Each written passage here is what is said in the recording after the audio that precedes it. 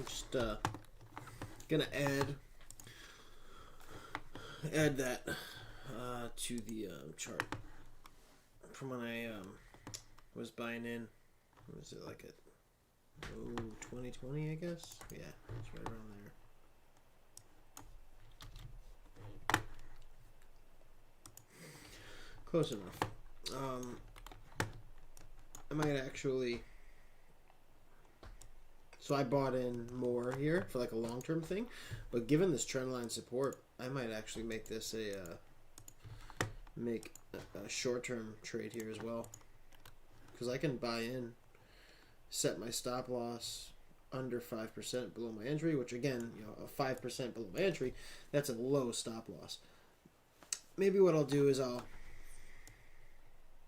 we can dip a little bit lower, then I'll be comfortable entering a short-term trade. Because right now, I just have my long-term trades going on VTHO. But overall, my main trade was 28x at the top, right? So I made 2,800% profit since my original long-term entry down here at the beginning of the year. For those of you guys who've been in the group since then, hopefully, at least some of you, still are holding that position from when I called it out in the first place. What a great run, but we still got more to go. We still got a whole nother leg here. We should be able to get all the way up to 3 cents, I bet. My more recent short-term trade, that would be 200% from there.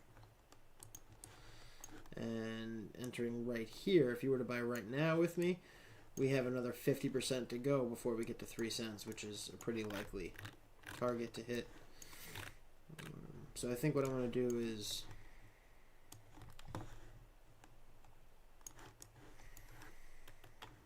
I'm holding my long-term. I have my existing long-term position, but I bought another long-term position here. So what I'll do is I'm going to set a couple buy orders to enter a short-term trade too, where my stop loss will be pretty tight, and I'll see if the trend line will hold. I'll keep my stop loss about 3, maybe around 3 and change. Let's see. 3.5% below my entry if I could buy in right at like 19,850. If I can get some buy orders right here to fill, I could set a stop loss just 3.5% below my entry.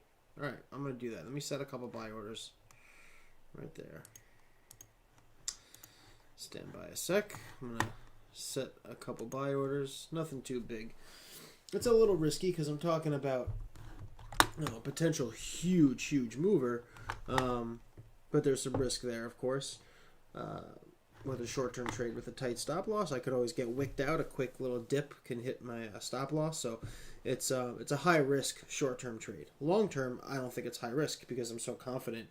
Even after making 2,800% on this trade, there's still a lot of room for this thing to run.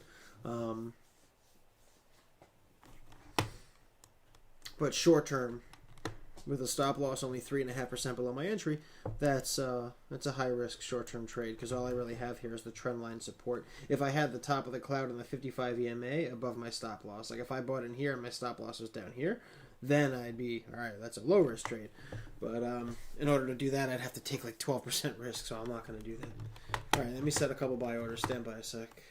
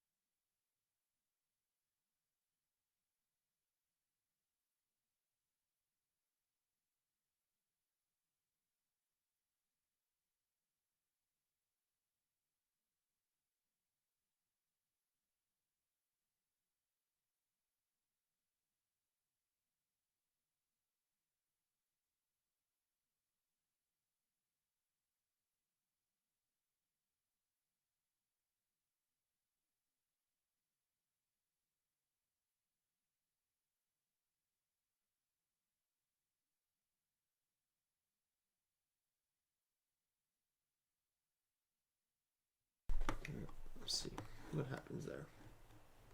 So I'm thinking we should take a look at BTC, just get a general idea. Here's my my mana trade from last night. 14% breakout. Never got above the cloud too much, just poked a little bit above. Now it's holding at the EMAs. But the bottom of the cloud is holding as well. We're looking bullish on the hourly, so let's see.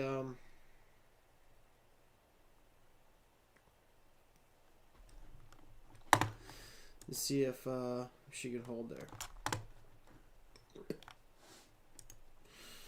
Now, some of my recent trades, which broke out so well, have reset, and they could be starting that next leg. So we definitely want to. Oh shit! I gotta get back into Zcash. I got stopped out in profit on these trades, but I gotta get back into these guys. All right, shit. If I buy into Zcash now, I just need to go below the prior bottom because we're going straight up from here. So I'm going to do that now.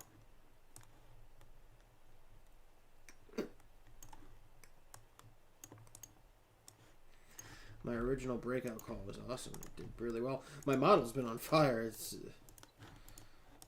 like truly incredible how great things have been going. So my stop loss can go 2.25% below my entry on Zcash. Let me get my orders in real quick. I think there's a lot of potential setups here, guys. We're looking really, really bullish. I'll show you in a sec. The Stoke had a full reset. I mean, the last time I got into these trades, the last batches of trades I shared with you guys, virtually everything I've been doing has been breaking out. I've been calling insane breakouts, like left and right. Every time, the last 2 rounds where I made like 6 or 7 trades, and then 2 days later, same thing. Well, again, it's now been another couple days where I wasn't that active, and it's looking so bullish right now. It's looking insanely bullish right now. It looks like we got a reset, and we're going to start that next leg up. It's trying to think how much risk there is. Like, could my timing be off? Like, I'm very confident that we're about to see a lot of breakouts, but could I be a little too early and I'm going to get stopped out and then it's going to break out? I don't think so. I think we're seeing that breakout start. We're seeing that bullish reversal beginning now. So I'm pretty confident about this. All right, I got my orders in, so I'm good on Zcash. Post this, the rest of the group can see.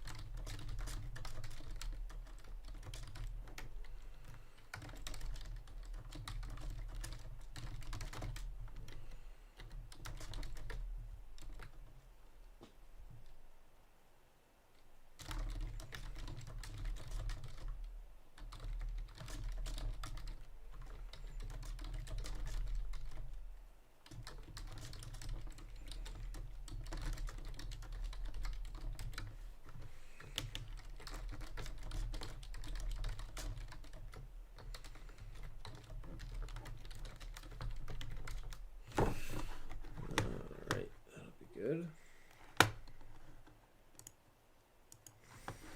Yeah, well, I'll run through with my drink upstairs. I'll go through all the different time frames. Now, BTC was tough because I have my big position, which is like a longer term hold, mid-term, long-term hold, which is doing great because I expected that we would bounce from the top of the cloud. But I made 2 attempts to get in with those surgical entries. I tried to get that precision buy for like a short-term trade, and I got stopped out a couple times in a row, so that sucked. But overall, the model is perfect. Look, the top of the cloud and the 99 EMA have been absolute killer supports, man. Like, really, really strong supports. But I'm not sure if BTC is going to make a big breakout here. We just need it to hold stable. As long as it's stable, I want to see BTC dominance come down a bit. So I want Bitcoin to just take it easy and take a breather and let the alts break out a bit more. So we'll run through. Let's go through like my watch list. You guys, if you have anything you want me to look at that you think looks good for you guys who are familiar with my models and everything, drop a note in the YouTube chat and I'll pull it up if I have time. I'm probably gonna have to deal with the baby when she wakes up again because I told Jenny she could sleep and I'll take the baby tonight, but I don't know how much time I have. She's been getting up nonstop, so if there's enough time, I will look at anything you guys want me to look at. Just let me know what, and if there's time after we go through my watch list, I'll pull it up. But I'm going to go through everything here. The first 20, 30 items on my watch list, I'm going to scan through those and look for anything that looks like potential breakout on the horizon. Check out Alpha. All right, I will. We can add that one. Let me see here.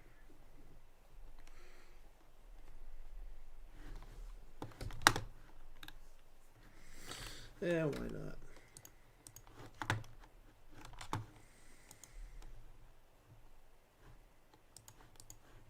I'll put them up.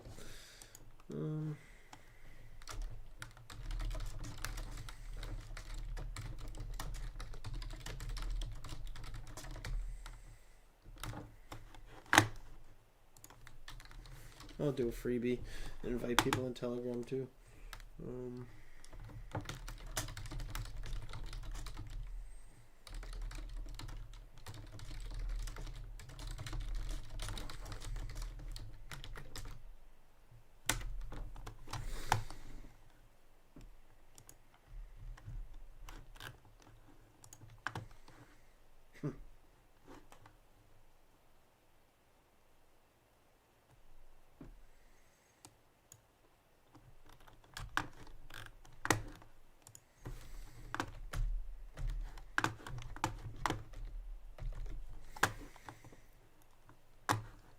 Let me look at it. I gotta go grab my my drink, but let me just pull up Alpha since.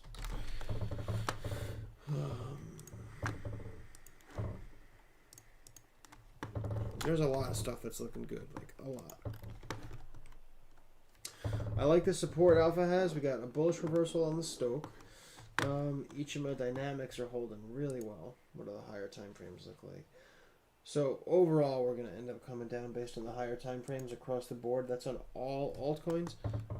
I'm more worried about shorter term. I'm looking at the 4-day for potential multi-day swings here. I'm not really looking at the longer term just yet, but eventually we're going to have to expect a pretty big correction. There's also a pretty good horizontal support and resistance there. Check it out.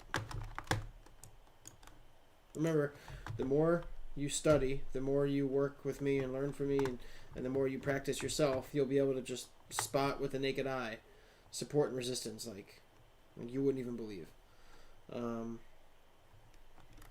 So you can do a couple ways, but you can just kind of drag you'll see this cursor and the horizontal and the vertical line, move it around the chart, and you'll see there's certain areas where it looks like, oh, when it gets to this level, there's always a reversal, right? So like right here, you could see these wicks bounced right there. A lot of resistance here where there were a few wicks that pushed up, but all the bodies of all those candles got rejected. Rejections again here, rejections again there, and over here it poked through for a minute and came back down. So that's a minor support. It's not that consistent. This would be a minor support and resistance, not perfectly consistent. And then down here, it's a good one too, but that's a more recent one, like a short-term one that doesn't go back that far. It was getting all broken back there, but more immediately, more recently, that's been the most common support. Let's see what the hourly looks like.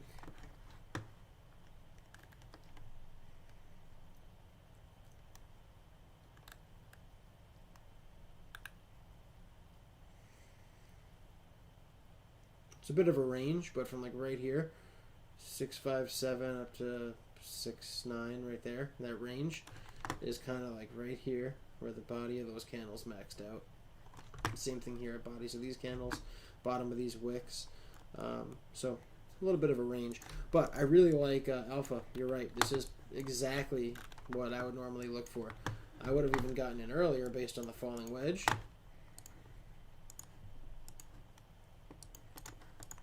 For this whole breakout, but the 4-hour and the hourly, we have confluence between different time frames. Each of my dynamics are on point. Look at this. So we got 55 EMA, strong as all hell. Then the 99. When the 55 fails, 99 holds. When the 99 fails, 222 holds. 222 fails, got the bottom of the cloud. So we're stepping up to the next one, to the next one. Top of the cloud, strong support, finally failed, broke through. Now we have resistance here from the bottom of the cloud in the 222, but I think we're going to break through it with relative ease because we have a bullish hourly Stoke reversal turning up on the Stoke, and same thing on the 4-hour. We're just starting to turn up on the Stoke. The biggest issue here is precision.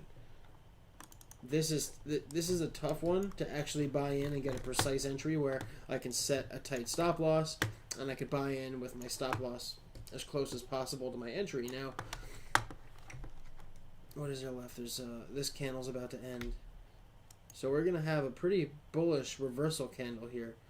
I would like to buy and then place my stop loss below the wick from that last candle. But that's too low. That's too much risk. If I bought right here and my SL was below the prior bottom, that would be like 4.5% risk. So that's a tough call. I'm not sure how to work that really. I can't take that much risk, but that's where the support is. Drop down to the 15-minute. Maybe we can get like a short-term dip. Yeah, maybe. No, not really, because all the other times on the 15-minute, there were plenty of times where we were really overbought on the Stoke, and the price didn't really come down with the Stoke. So unfortunately, we don't have a good pattern on the 15-minute model.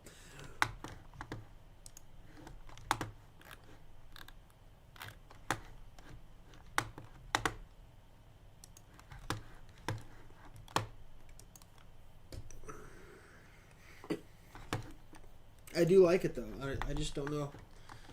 Not sure how to work this as a low risk setup. I'm gonna wait. I'll see if we break above the bottom of the cloud. If we break into the cloud, I could always FOMO in then. That would be a little bit higher.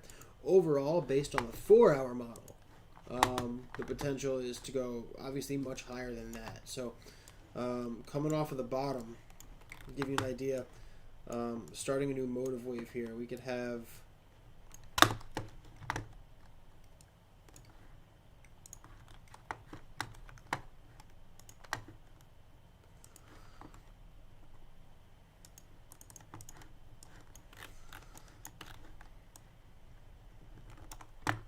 so $3.10 would be an approximate target here.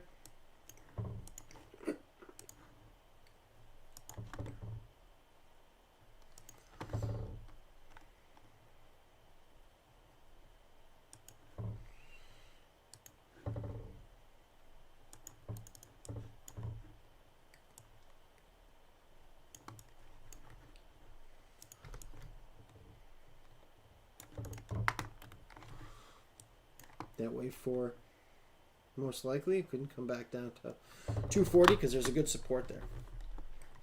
So from right here, I mean, we're looking at a potential. We can get an 80% run here for this wave 3. Now we have to break above that prior top. Could be tough, I suppose. Let me see. So it's a new listing, so we're not going to have that much data here. Oh, it goes all the way back to November, actually, so there's a good amount.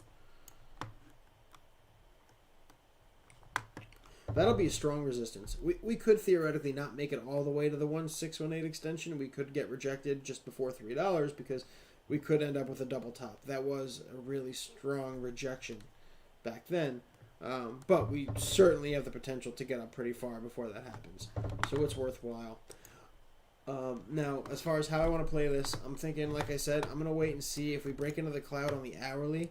We're starting that new 4-hour candle here. It's holding right at the 55 EMA. I could buy right here, place my stop loss below the 55 and 99 EMA and the horizontal support we have right here, at 169. So if I were to do that, my stop loss would be about 3% below my entry. It's on the higher side. So again, I really like this setup. It was a really good find, but I'm more worried about precision now. I'll buy a bag as like a midterm hold, so I don't care if it goes up and down a little bit, but I really want to get into a short-term trade, so I'm looking for that precision entry. So it looks like I said, we were going to get rejected from the resistance up here. If we break through the bottom of the cloud, I could always FOMO in, but like I said, there's a good chance we come back down because of that resistance. Once we finally make that push and get through the bottom of the cloud, we will take off. And that's based on the 4-hour model. The 4-hour model is really bullish with that stochastic oscillator turning up. So I'm quite confident once we get going, she should make a solidly aggressive move. All the ingredients are there. It really does look good.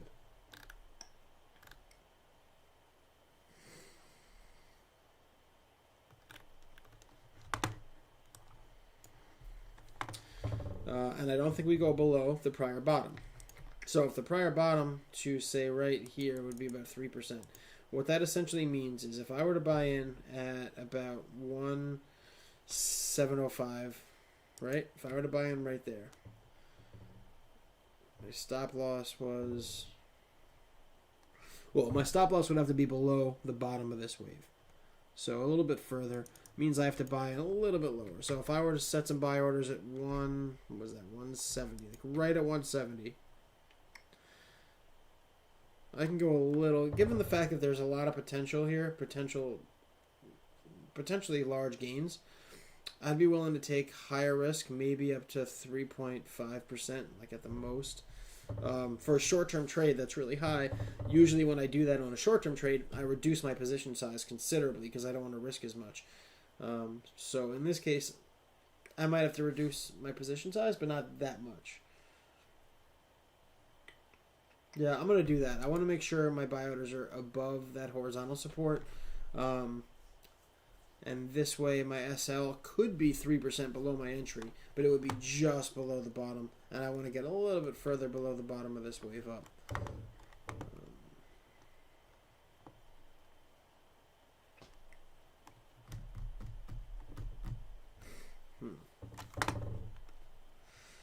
Yeah, that'll be the best setup I can do. All right, let me get my orders in.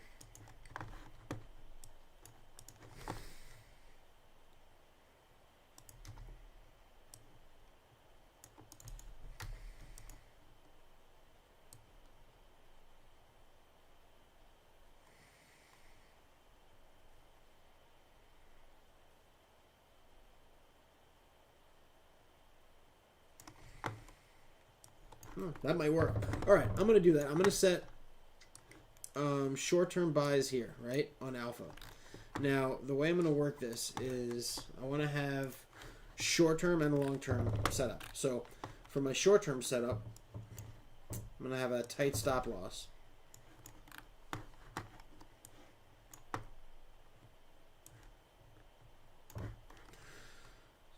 Beautiful looking wave 3. So I'll have I'm going to have this tight stop loss on my short-term trade, assuming that it dips down to fill my buy orders here. My stop loss will end up about 3% change, 3.15%, 3.2% below my entry. And then for my long-term hold, I'm not making that play just yet.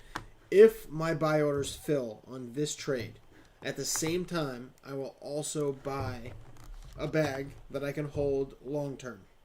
I'm going to get a decent sized bag, maybe some of my VTHO. Again, if you missed out, I'm at what, 28x right now, 2,800% profit, and that's one of several 10x's I've had. But my VTHO analysis from way back in January until now, 27x, 28x. So I have a lot of profit from that trade. I took profit. I just got back in here. I got a fresh long-term bag, totally fresh long-term bag. And I'm going to make a short-term play as well similar, where I'm going to use this trend line support. If it dips down and it fills my buy order right here, I'll have a tight stop loss 3.5% below my entry. So I'm going to do the same thing on this one, where I'm going to do a long-term and a short-term trade. Right now I just have the long-term, but I will get the short-term if it dips. And then on the other one, on Alpha, I'm waiting for it to dip to fill both. And if it does break up and it doesn't actually go down and fill my buy orders, I'll just FOMO in. At that point, I will just buy in to the long-term position. And then for a short-term trade, I'll wait a little while and see if I can find that precision entry. So I set buy orders here for Alpha, which is with my models all bullish indications.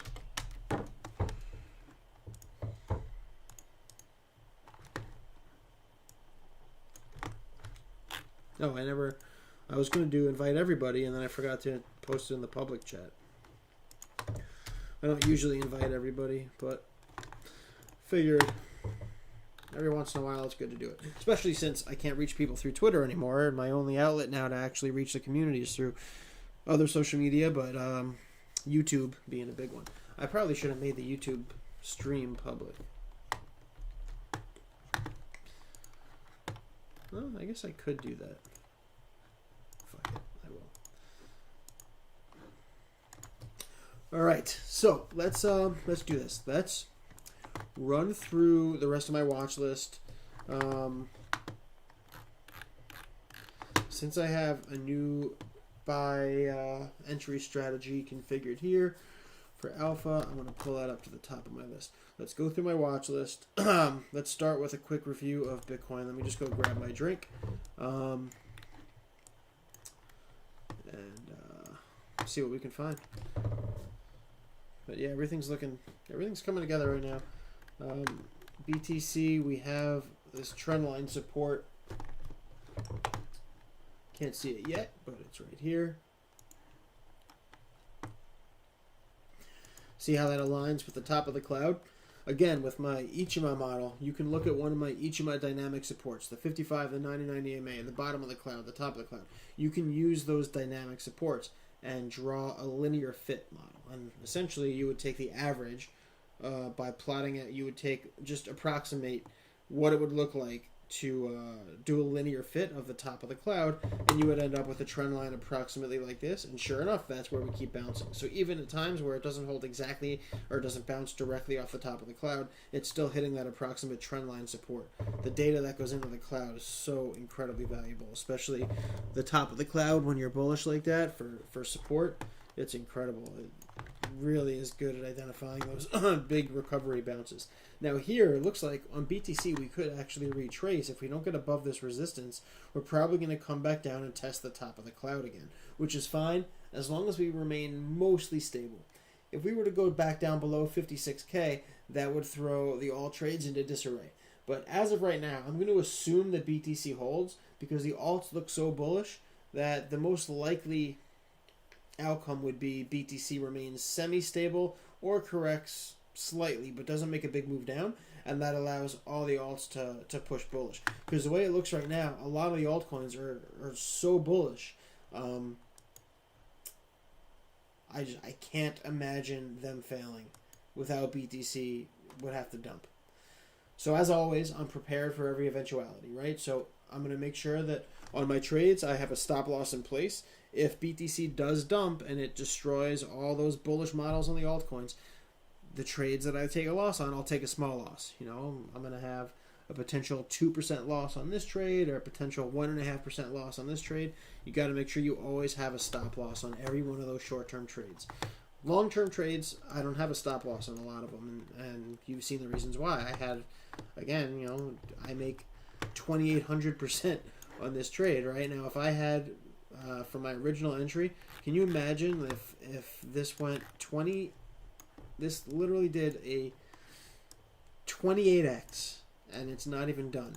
Imagine if I had a tight stop loss on that and a quick wick came down, hit my stop loss, and then I missed out on that run. That's why on my longer term stuff, I'll just buy it and I'll hold it with no stop loss because for a couple of reasons, I'm really, confident in my longer term analysis because I've been so accurate thus far, and my model holds up so well. But also, if we're talking about like the longer term stuff, I put a lot less capital into it. So instead of with the short term trade, when people say only invest what you're willing to lose, just a quick side note, guys, you know, people always say that invest what you're willing to lose is like a general rule. That's not really correct. You're not supposed to invest what you're willing to lose. You're supposed to risk what you're willing to lose. And this is the big difference. If I put $10,000 into a trade, I'm not risking $10,000. If I put $10,000 into this alpha trade and my stop loss is 3% below my entry, I'm going to potentially lose out of that $10,000. I could potentially lose $300. So if the price were to tank, and I have a $10,000 trade, my stop loss would hit, and I would lose $300 at the most because I have that nice, well-placed stop loss 3% below my entry. As long as you have a strong risk management strategy and you are ensuring that you're not risking more than you can lose, you're in good shape. So in that case, if you can afford to lose $300, you can put a $10,000 trade in play. You could put 10 grand into that position. And if you end up losing, you're only going to lose $300. So a lot of people misunderstand that saying, that old adage of only invest what you're willing to lose. If you only put $300 into each trade, then you're not going to make much money because the profits are going to be small. But at the same time, if you put $10,000 into your trades, you're going to be risking a lot more unless you have your risk management techniques down. So if you have a tight stop loss and you can't lose more than 3% and that works, then you're in good shape. So just remember that big difference. You can invest more than you're willing to lose. You just don't risk more than you're willing to lose. That is a big difference. And you should always remember that distinction. When you hear people talking about, only invest what you're willing to lose, remember that distinction. And then the longer term stuff, where I don't even have a stop loss, I'll still invest overall more than I'm willing to lose. Because if I were to enter into alpha long term, it's not going to go down to zero, right? So if I put $1,000 into that trade long term, I'm not willing to risk $1,000. Maybe I'm willing to risk $500 on that trade long term. If it were to start tanking, I could always sell for a 10, 20, or 30% loss. It's not like it's instantly going to go to zero. So if I put $1,000 in play, I'm not really risking $1,000. Realistically, I'm only risking a few $100 because if it were to go down that much, I would probably exit the trade and then determine the best time to buy back in once it found its bottom, you know? So again, important distinction. You can trade with more than you're willing to lose. Just don't risk more than you're willing to lose. Remember that distinction. All right, so again, what was I was going to finish looking at the majors, grab my drink, and then we'll look through my watch list on the altcoins. So as long as BTC remains stable, the alts, a lot of them are looking bullish. The higher time frames are difficult right now. We're at this point where we've been hyper bullish for so long. It's tough. You can't look at the higher time frames for reliable analysis at this point because most of them have been predicting a much larger correction, and we just keep pushing past it because we're hyper bullish. At some point, we're going to need to get that larger correction. Now, I'm talking about two different types of corrections. One is a bear market. One of them is going to be a long-term extended bear market, which is going to go anywhere from 6 to 12 months. Essentially, what happened in 2018 into 2019, we are going to see that again when this top gets hit. I have no idea when that's going to occur. Nobody does. One possible target that I've been talking about for quite a while now is the 3618 extension, which I believe is at 75K. Let me find that other BTC chart because that's where I had it.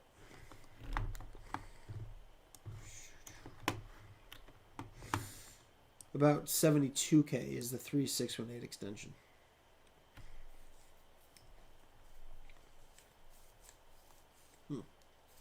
Yeah, so we could potentially get up to 72K. That would be an ideal top for this run. And there's a few ways that can happen. We could end up seeing money move over to the alts. So BTC can move up less aggressively. We've been parabolic for a long time. We're going to have a big extended correction. It's going to happen, I guarantee you. The only question is what happens to the rest of the market at the beginning of that, and how will it differ from 2018? I think there are several ways in which it's going to differ. I don't think we're going to have as long of a correction as 2018 into 2019. I think getting a rapid condensed version of that correction is also possible. So instead of getting a 6 to 12 month correction where we shed off 90% of our market cap, we very well may pull that off in 3 to 6 months and get a much shorter correction that doesn't take us quite as low. The lower the better, because we can make more money. The lower it goes, the more we can buy at a lower price. That's a good thing, you know. But I think we got a while before that happens. I think at the very least we got to test that 72K 3618 target. And given what's happening in the world and the money coming into Bitcoin, I think there's a lot to be bullish about. And keep in mind,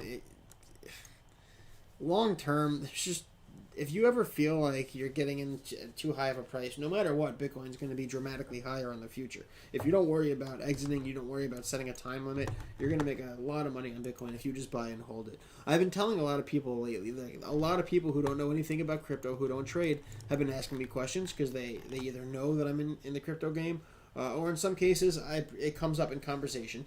And what I've been essentially telling people, and you should see their faces when I explain this to them, it's like they never even realize this. This is what you guys should do. Anytime you guys run into somebody who doesn't understand what Bitcoin is or what Bitcoin does, say ignore all that. Just focus on the price and just explain to them. When they say, "Oh, it seems like it's so expensive. It's too high to buy right now. You know, it's never going to go up to $1 million of Bitcoin." Right? This is how you explain it to them. Ask them, "What do you think would happen if tomorrow? What do you think would happen if tomorrow someone said, all right, we're not going to find any more oil. We've now found every deposit of crude oil on the planet. We're never going to make any more gasoline." Right? If that happened, the price of gasoline would instantly go up to $50,000 a gallon. I'm not even exaggerating. It would go from $3 a gallon, $4 a gallon, to $30,000, $40,000, $50,000 a gallon. That's how much money it would cost for gas as people with a lot of money begin stockpiling it.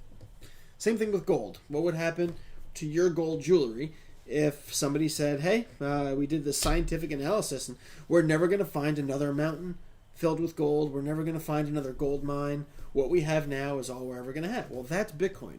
Bitcoin is an asset with a ceiling, and we're never going to have more Bitcoin. Supply is always going to go down because there's always going to be some putz, some schmuck who loses his private key and he can't recover his funds. He's going to lose his seed and he's going to be out $100 million. How many idiots has that happened to, right? So as people lose that Bitcoin, as Bitcoin is lost due to hacks, as Bitcoin is lost because somebody misplaced their private key or something, as that Bitcoin exits circulation, supply goes down. Demand is always going to be going up, no matter what. Bitcoin will continuously increase in price, no matter what. It's a mathematical certainty. There's no way around it. You have an asset, a high-valued asset, that will always decrease in supply and increase in demand. There's nothing in the world like that. So I've been explaining to certain, to various people. They'll ask me about it, and that's how I explain it. And everybody generally, like, their eyes open up, and it just hits them. Like, yeah, holy shit. Imagine that for a second. Imagine if we found out that nobody is ever going to be able to make any more gas. And the gasoline that's currently at the gas station is it. That's the last gas you're ever going to have. You're not just going to go fill up your tank. You're going to go and buy as much gas as you possibly can. Now, obviously, there are uses for gas, which is why I also use the gold analogy. Same thing. If they're never going to find any more gold, Peter Schiff would have a raging hard on because the price of gold would instantly go up to $1 million an ounce. Because you just cap supply. If supply is only going to go down from here, then it's a mathematical guarantee that the price will continue upward indefinitely. Anyway, so a lot to be bullish about on Bitcoin. As far as shorter term, that's where I'm focusing my energies now on the swings. As long as Bitcoin holds, we have a strong support structure here with the bottom of the cloud. The top of the cloud, rather. As long as we can hold in this general vicinity and we don't crash into the cloud on the 4-hour model, we're in good shape. As long as that happens, especially if we get back above this resistance right now we're fighting at 57.7, the alts will be in really good shape, and a lot of these alts are primed to take off. We already went over alpha. I shared my entry plan on alpha. Let's look at some of the others on my watch list, and we can see what we could potentially have going on. So, if you guys have any that you think look particularly bullish, again, Sean spotted alpha for me because he knows my model, he knows what I look for, and he knows my various strategies. He spotted it for me, and sure enough, it was a perfect trade. It was virtually exactly what I look for. So I have a whole entry plan now. However, as I said, if we break up into the cloud, I might have to FOMO in. You know what I'm thinking? I don't want to get left behind, so I'm gonna keep for the time being. I'm gonna leave my buy orders here open, but I'm just gonna FOMO now for my long-term position with no stop loss. So I'm gonna buy some now. I'm just gonna buy it now at current market price. Limit orders, but I'm gonna buy some at the current price.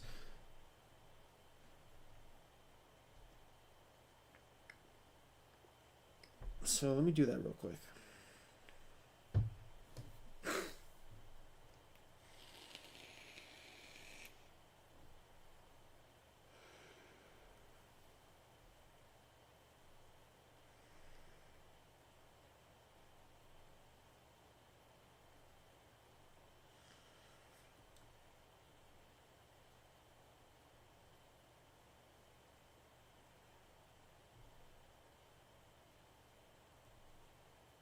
All right. We are good to go. So, yeah, if this thing breaks out, I don't want to get left behind in the dirt. Let me just notify the rest of the group. See my chart on alpha.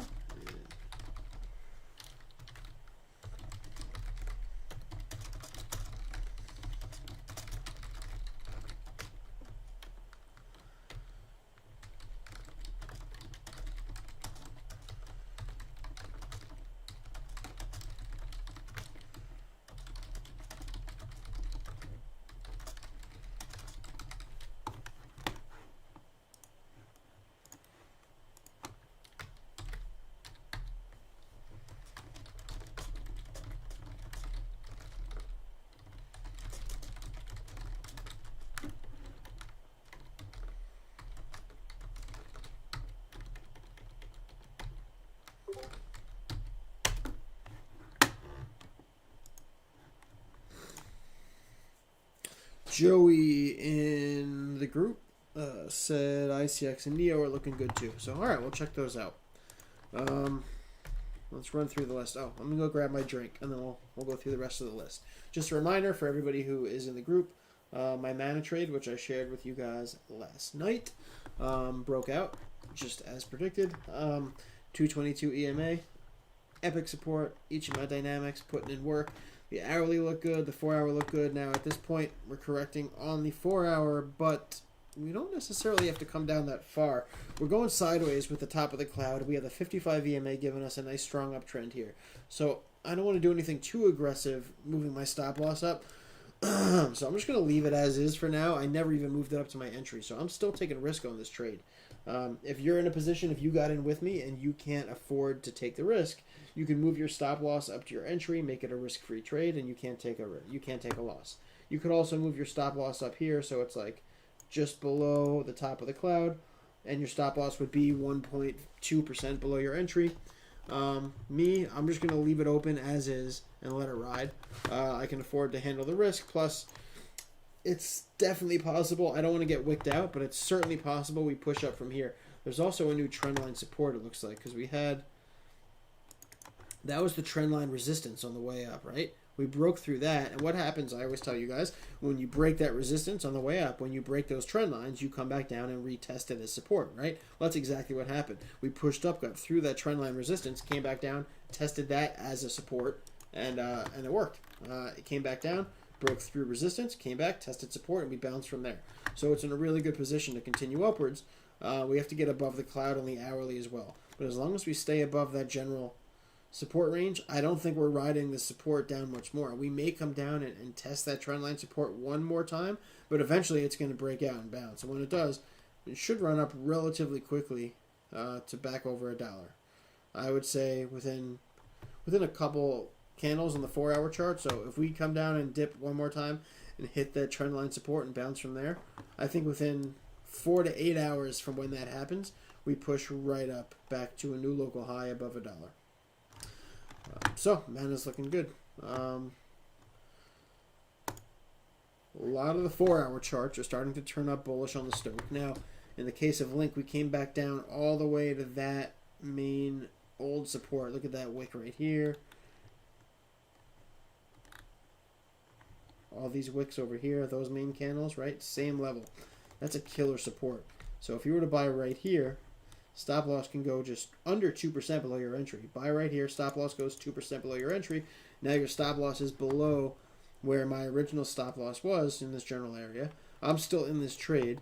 For those who don't know, for those who aren't in the group or haven't heard me explain this, when I have my trade set up like this and it shows the bottom of the red area is the stop loss. Now, in this case, this little wick looks like it hit my stop loss and went a little further. So for those who don't know, when I share my charts with my trade on it, sometimes I'll say, hey, I got stopped out, and it actually stopped right here, right? A little bit higher, but my stop loss was a little higher than is pictured on the chart. So sometimes it'll stop me out, even though the chart looks like I didn't get stopped out. And sometimes in cases like this, it looks like the wick just hit my stop loss, but that wasn't my actual stop loss. So I'm still in this trade. So I don't think I'm going to enter into a new one here since I still have an open link position. But if you wanted to, you could potentially enter. Let me show you how I would do it.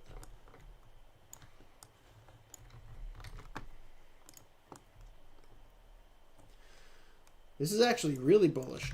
So it's a little concerning that the Stoke is early turning down. However, the 4-hour Stoke model on Link hasn't really been a strong pattern.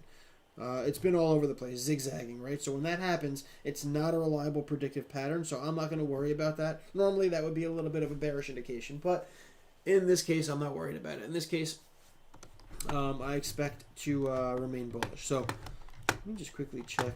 How long were we correcting? So we're back down. The daily makes more sense than the 4-hour. So yeah, the 4-hour Stoke's not a problem. What I do like is we're sitting right here. We have the top of the cloud. We have that key horizontal support, right, where all those wicks ended up, right here. Again, I was telling you how we had 1, 2, 3, but look back here. A lot of candles here holding there. This big wick holding right there.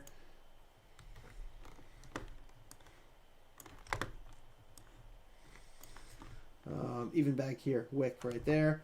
All these resistances getting rejected right there. So going back a while, that specific level has been a really strong support and resistance. So that's a key SR. If you were to buy the link right here, stop loss can go below that support, 2% below your entry. At worst, you lose 2%, but you have the top of the cloud and the horizontal support. So there's a lot of protection there. So that's a good position to be in. If I were to enter right here, what I would do is if it did dip down and get closer to the top of the cloud, I would actually double down at that point, and then I could put my stop loss below the 222 EMA, and it would still be 2% below my overall average entry once I dollar cost average down by doubling down at that lower support.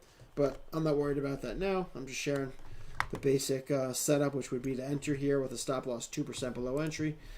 That would be a really good position to be in. There's a good amount of support there. That horizontal has been key. If that horizontal support fails and the top of the cloud fails, there's a good chance you go down much lower, all the way to the bottom of the cloud. I would say 27.50, easy. Which is why I have my stop loss just below the top of the cloud. Because if that were to break, we would definitely go down to 27.50. Almost certainly. Let me just post this for the group real quick. And then I keep saying I'm going to go grab my drink, and then we can finish going through the alts. And then the next thing you know, I'm looking at the next alt in the list. So let me go grab my drink, and then we'll do that.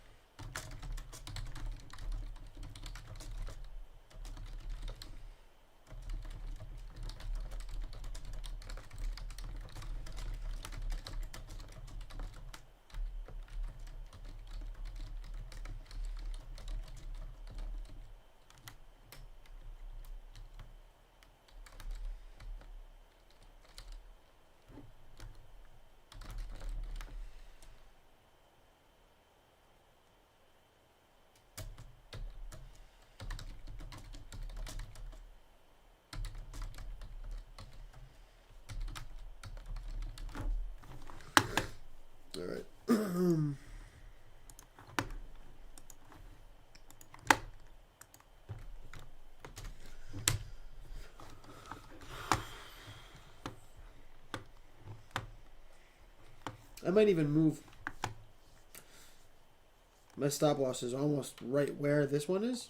I might move it down a little bit more because that wick, another wick like that, a little bit lower could potentially stop me out. Maybe I'll do that. I'll set my stop loss right to where my example stop loss is right here, and that way it'll be pretty much exactly what's on this chart. And that way you'll know if this stop does get hit, that would knock me out too. I'm going to do that. I'm going to move my stop loss really quick so it's pretty much right where that one is at 28.48 and change. I'll do that. Okay, let me go grab a drink. I'll be right back.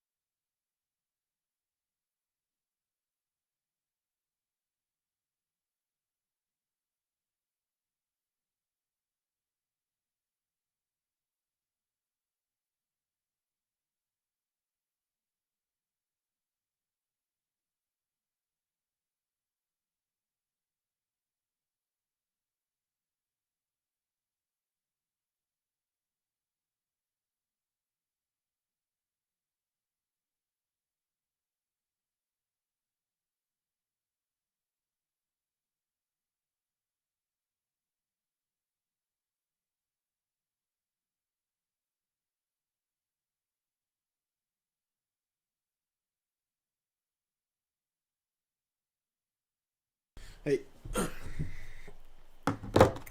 Alright.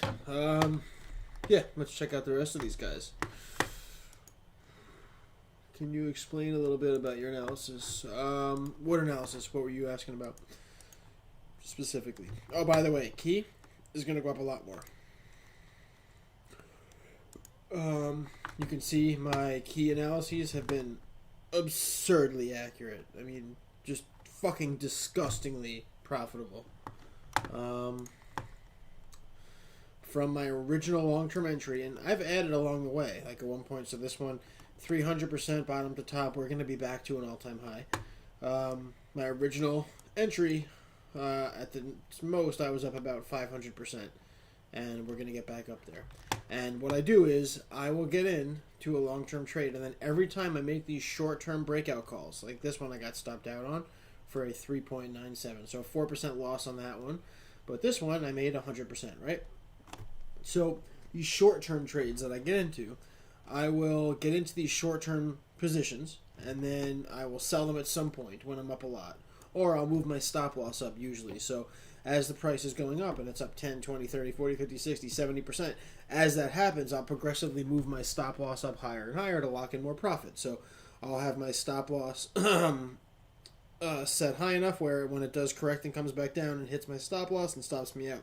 But when I do that, and I'm getting into these short-term trades, every time, almost every time, I'm usually adding on to my long-term position as well. So my original entry on key, at the most, I was up 500%. But I've also bought into my long-term position and added to it each time on these trades. So I'll get into a trade, it'll go up 150%, I'll sell it, and then I'll keep like 10% of that position, and I'll stick it in my long-term position, you know? So I'll sell most of that trade, most of that position, I'll close 90% of it, and I'll keep a little bit open and add that to my long-term bag.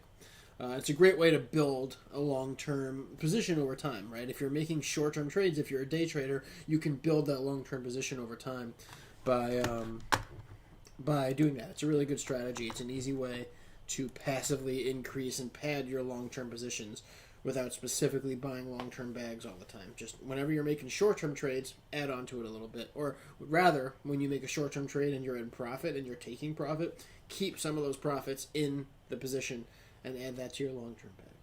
But yeah, my key models have been really good, and I'll tell you right now, I mean, the last time we came down, bounced on each of my dynamic support with that falling wedge, perfect breakout, really easy to predict. Right now, we have a nice strong bull flag. Now, in this case, there's a couple ways this would work. So hourly we look bullish, but what you'll notice is we have... That's actually more of a bull pennant. Here.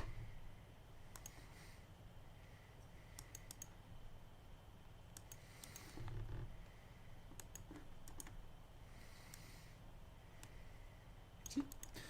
Bull pennant. So now we're testing that topside resistance. The 4-hour model looks like it's getting a premature reversal back down. Now, the Stoke in this case, again, sort of like with Link, it's not a really reliable model because it's been all over the place. But if we do break above that trendline resistance, she's going to run pretty hard. So I think it could be worth a short-term trade. There's no way to set a tight stop loss on this. There's no good support there where I can enter in and set my stop loss closely. So maybe if it breaks that trendline resistance, if it gets above that resistance, I could then set my stop loss below the resistance because chances are once it gets above, it's going to stay above. I'm not sure. But if you are looking for a long-term position on key, I'm pretty confident long-term it's going to be going much higher. So yeah, that's just, I'm going to keep running down my list. And Chris Dudley in chat asked if I can explain a little bit about my analysis. So if you want to elaborate and tell me what you're talking about, great. I don't know what you're asking, what analysis or what you want me to explain, but I'm happy to explain it if you just tell me. Where did I put my vape? Shit, sorry, 1 second.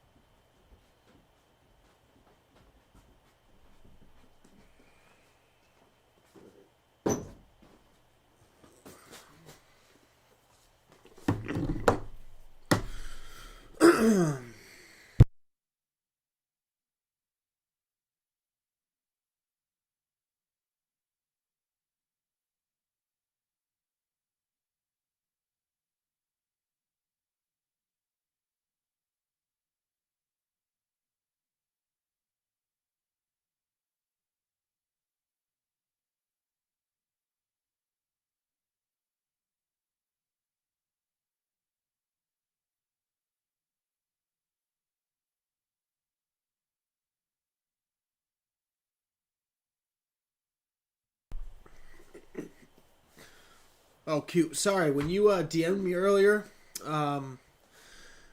with that question, and I said I was going to post a video, I recorded a short video and then I never posted it. The question is the difference between normal and log charting. So, without getting it, the difference is irrelevant. The data is calculated differently. So it's almost like how I use EMAs versus MAs. Exponential moving averages are calculated differently than moving averages, so they're weighted. So much like with the logarithmic scale, you're going to see more immediate and more well-defined reactions as the price changes. You'll see that reflected in the indicator. So when you have a different data set that's looking at the same inputs and it's just a different function, it's presenting the data to you in a different way, but it's the same data being input. So you don't have to worry about what the differences are, and there aren't any discernible differences that are unique that I could say are like, oh, this is a benefit of doing it one way or the other. The way to look at it is no matter how you're looking at that data, no matter how it's packaged and presented to you, the point of what we do is to identify patterns. So you look left and you say, all right, if I go out with my boy Pat and Bernsey, and if I have more than 6 beers, and if we go to either the Connection or Spectators, then I bang a slam pig, right? If I go out with those couple friends and get really drunk and go to these couple bars, I bang a fat chick. That's just looking at the past and predicting the future. Hence my jokes about time travel, right? And that's why I always say, oh, I got the DeLorean in the group. If you're in a Flux trading group, you know about time travel, right? Because that's what we're doing. We're looking at the past and we're predicting the future. So if the price comes down to this level of $28.61, it bounces back. Comes down to $28.61. If that happens, then it bounces. If it comes down to $28.61, then it bounces. If it comes to $28.61 again, 3 times in a row, then it bounces. So if you're looking at past trading activity, past history on a chart, you're using what happened in the past to anticipate what happens in the future. So if you're using a log chart and you find that you're able to spot patterns on that log chart, then that could be a very useful tool. Essentially what you're doing is trying to identify patterns that you can use to predict what will happen next. If you can identify a repeatable pattern like that, it doesn't matter if you're looking at the normal chart or the log chart. So it's better if you're, depending if you're a short-term trader or a longer-term trader. So there are differences of where it may be beneficial, but you can really use any style or any type of chart that you want. It's just a function of how it's presented to you and in what format, right? So you can see on like a log chart, especially if you're looking at it long term and you're trying to see, like, if you're looking at, the big difference is if you're looking at like the monthly chart, you know how you really can't see what's going on, because if you zoom all the way out so that you can see, let me find something that's not so cluttered. If you zoom all the way out so you can see what's going on, you won't be able to make out what happened in 2 years ago. Let me use here LTC as an example. Let me find a clean chart. So yeah, if we're looking at like this, and we're trying to see what sort of moves have happened in 2017 and 2018, this is so small down here, you can't make sense of what's actually happening there. It just looks like a straight line, right? So in that case, if you look at it in log, you can see everything sort of looks accessible, and you can see the relationship between what's going on. But you have to remember, you're not seeing a direct, it's not a constant increase. It's an exponential increase in the y-axis. So the difference between these levels here are much smaller than the differences between each bar here on the way up, right?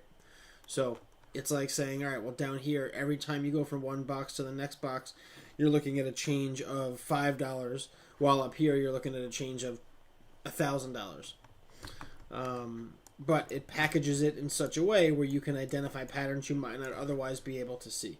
So there are benefits for looking at stuff long term when you're looking at when you're trying to see what was going on back in 2017 versus now. You could see approximate patterns like, oh, we went parabolic then and we're going parabolic now. So it helps you identify certain things like that. But again, if you can use a log chart and you're able to see patterns that you weren't able to see otherwise, then that could be helpful.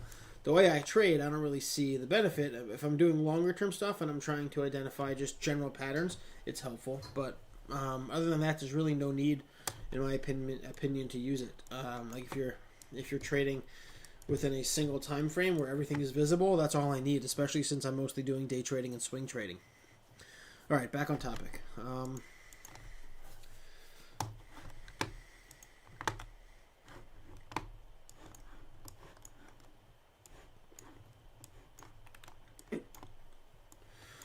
So Neo looks a little late. It did look good, but the Stoke's getting high. I want to find stuff that has a clean Stoke model, and the Stoke model is not great on here. It's not terrible, but it's not great. We'll keep an eye out. I'll come back and look at it though. Let me run through the list because it's getting late and I'm running out of time. All right, so top of the cloud has to hold on Link, obviously. Zcash, I'm back in. So my Zcash, both my last two entries, I still have a position open from my original entry. I took profit. Well, rather, I got stopped out for half of my position on that bigger correction. So I walked away with whatever it was, 19% profit or something on the initial breakout call. And then my next entry here, I had gotten in and I had moved my stop loss up and got stopped out. Now, unfortunately, that breakout was pretty much like 12%, and I only got stopped out for like a 5% profit. I just, as most of you guys know, well, people who are in the group at least know very well, the last couple days I've been busy. I had a leak at the house, a whole bunch of craziness going on, so I haven't been paying as close attention as I would normally be paying. And all of my trades were up and in the green, so I moved my stop loss up, so I was guaranteed some profit, and I was okay with not paying as close attention. Well, I wish I was paying more attention. I could have made a lot more money, but still, I got stopped out for some profit. So I did get back in, though. The 55 EMA has been a really strong support here.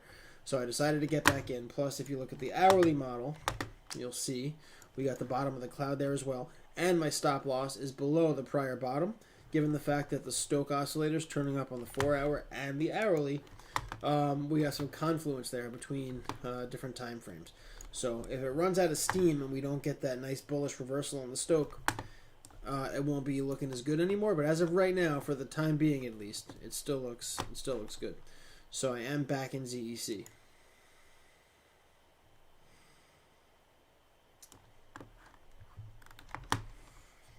Now my FIL trade, if you remember, I sold for like 100% profit. I only kept a small amount of this trade. This was an awesome trade. My original entry was my stop loss was only 1.23% below my entry. I think this one, I actually might have done this during a public live stream. I think the last public live stream I did was when I shared my FIL entry. So if anybody got into that, good on you. Well done. I got in, right, surgical entry, right on that trend line support. Stop loss 1.25% below my entry. Immediately broke out, never looked back, and I'm still holding a small amount, but I really I sold most of it for like 100% profit, and then it continued up to like 130%. I'm wondering if there's actually an opportunity to get in again. Now we do have a trend line resistance here. You can see that pretty well defined. We don't have 3 points of contact, so I don't think we have a trend line support here just yet. I wouldn't say we do. We definitely have the resistance, though. I mean, it's quite a reliable resistance, trend line resistance. Once we break above that, it'll be really bullish. Now, the 4-hour, the Stoke looks bullish. We don't have a nice, clean Stoke cycle, really. It's sort of all over the place. It's hard to use that one, really. Same with the daily. Short term is probably the best bet. Short term, we're still in the cloud. Buying right here. Yeah, that would be too tight. There's no way to get into a short-term FIL trade now. There's not enough support there. But you can see my model at work, right? Just show off really quick. Look at the 55 EMA. Like if you had bought on the 55 EMA. Or, look at what's that. You guys know that, right? A cloud wall, the vertical cloud wall. I love that. Especially when you have each of my dynamic supports moving over, turning into that cloud wall. And then you get that breakout zone. And that's exactly what happened. It hit the top, right at the top of that vertical cloud wall. And it continued upward until it hit that resistance level. So I don't see a short-term entry here. In theory, I could buy here, place my stop loss below the more recent bottom. But the odds are too decent that it actually pushes down to the bottom of the cloud. So I don't think I want to do that. Let's keep running them.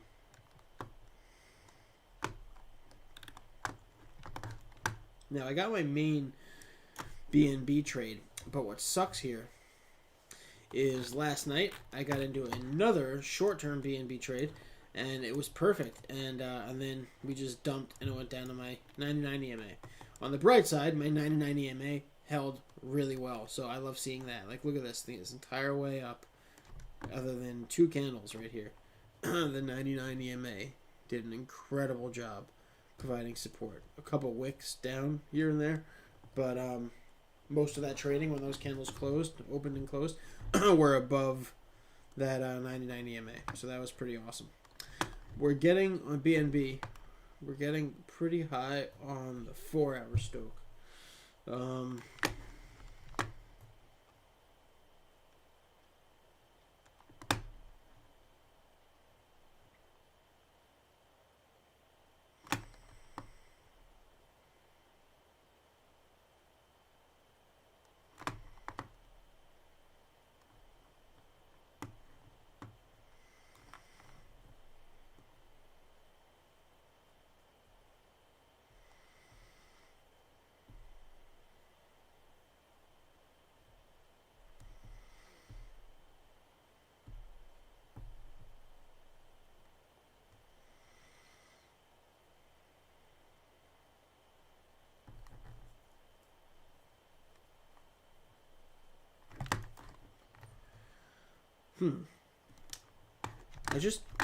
Where the hell did I put that list?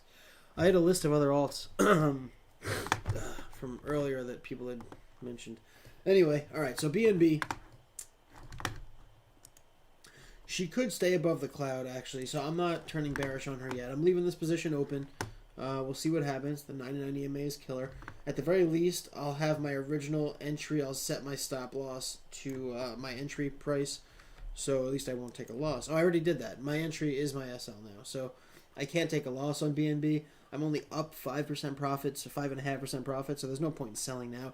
I'm going to let it ride and see if the top of the cloud holds and these EMAs can hold. Once we eventually do launch, we're pushing right up above $300. So I'm going to wait and see if that actually happens. Let's keep going. So my XRP trade also looking good. Got the breakout finally. As I said in my last public update, all those trades I got into, the last batch that I shared publicly after my original entries, I only shared with the the private Flux group. But my updates on that batch of trades I shared publicly. So for anybody who found their way over here from Twitter publicly, the newest update on some of these, the last update, I specifically said we're still moving sideways on XRP, but she wants to break out. She's getting real close. So beautiful. Got that breakout as soon as we escaped. Look at that.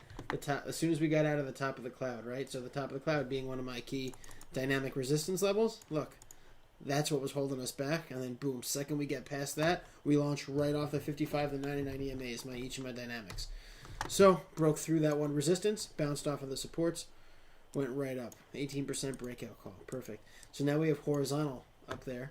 I wish we still had the top of the cloud like that, but still we're in a good position. How much was that correction? I want to see if XRP is going to come down any lower. I just want to do a really quick fib retracement, and then I can move on to the next one. I just want to see. Came pretty much right to that 50% fib retracement. That's sufficient in a bull market. Normally, I would want to see it come back down to the 618. But for the record, I mean, this support down here, this horizontal, look at that. That was a major, major resistance. It took a while to get above it. So now that we broke above it as well as we did, look, that's exactly where the 618 is. So that would be an epic level of support. If it were to dip down there, I would want to buy in because I would expect if it were to dump down to this level, I think it would bounce and go sky high, like right off the bat. So I'm actually gonna set a small buy order here. Essentially, well, I'll be doubling down on my XRP position. So I'm gonna match what I originally put into the trade. If it were to quickly wick down while I'm asleep, because this stream's gonna be done and I'm gonna go to sleep in like probably 15 minutes. Just a heads up. Plus, I have to get up whenever the baby wakes up. So, but yeah, if it were to dip down close to that 618 where that horizontal support is, I think it hits that and then it launches up. So I'm going to do that. I'm going to set some buy orders down there.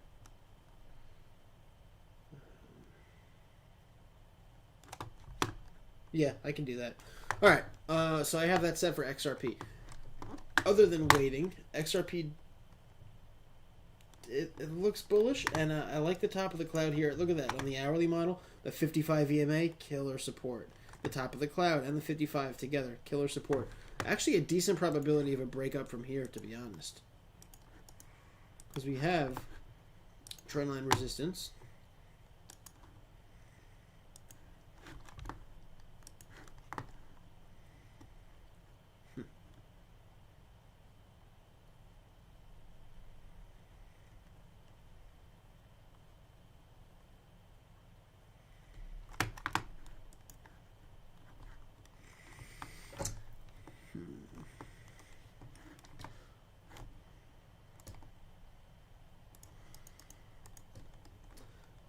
XRP might be worth a short-term position here, actually.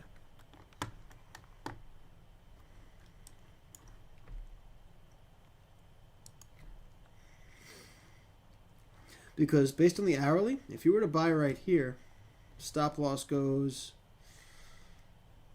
just 2%, a little tiny bit over 2%. 2.1% below your entry. You have that trend line support and the 55 EMA.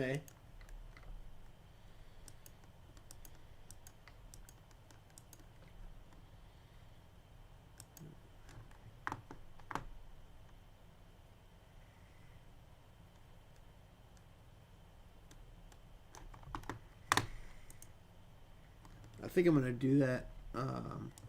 Well, no, I already have a position, so I don't want to open a new one, but I think I might be able to get in. Yeah, I'll do it. I'm not going to make the trade. I'm just going to tell the group how I would do it. It really is a good trade. So, essentially, you'd enter right here.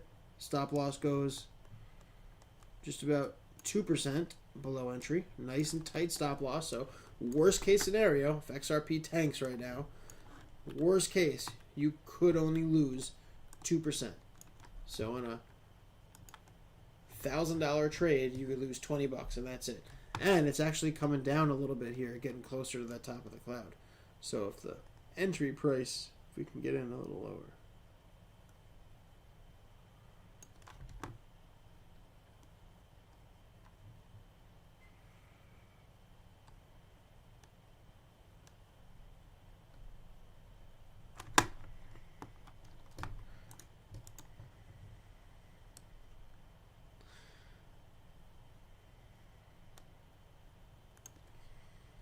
Yeah.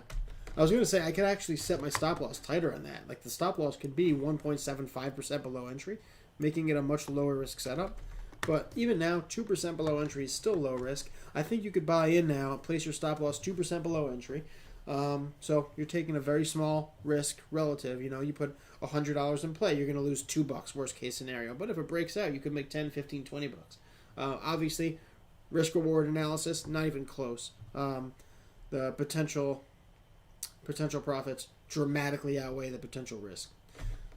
So let me just notify the rest of the group now for XRP.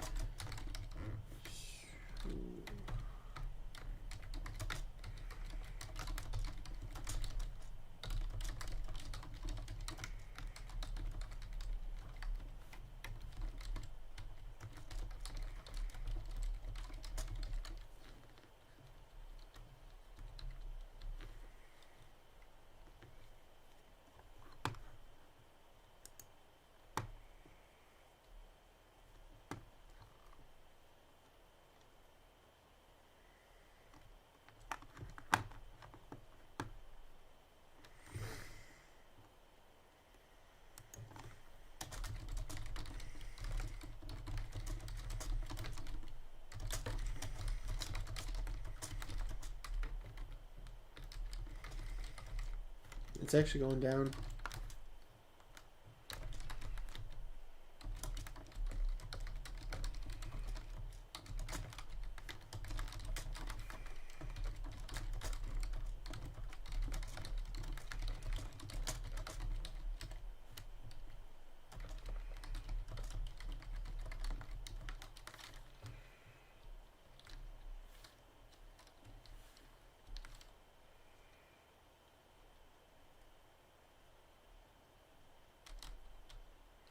Sorry, one sec.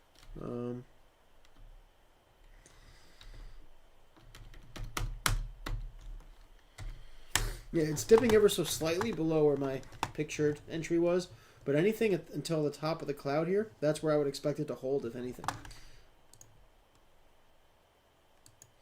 Yeah, we should turn up pretty soon, right around there. So VTHO, as I told you guys in the group, I expect VTHO to continue upward. So I'm in. I got my VTHO position now. That filled. So now I got my long-term VTHO bag. Again, if you go all the way back to my original January entry and analysis, from that point until now, I made a 28x. So 2,800 profit at the top, and I think we're on the way to a new high. So I'm holding my long-term position, and then short-term, I did just get in. I just got into my new short-term position here, where my stop loss is 3.5% below my entry. So I'm risking a potential 3.5% loss, worst case scenario. But more likely than not, I'm going to make 70 or 80% profit on this trade. So I'm more than happy to accept the 3.5% risk.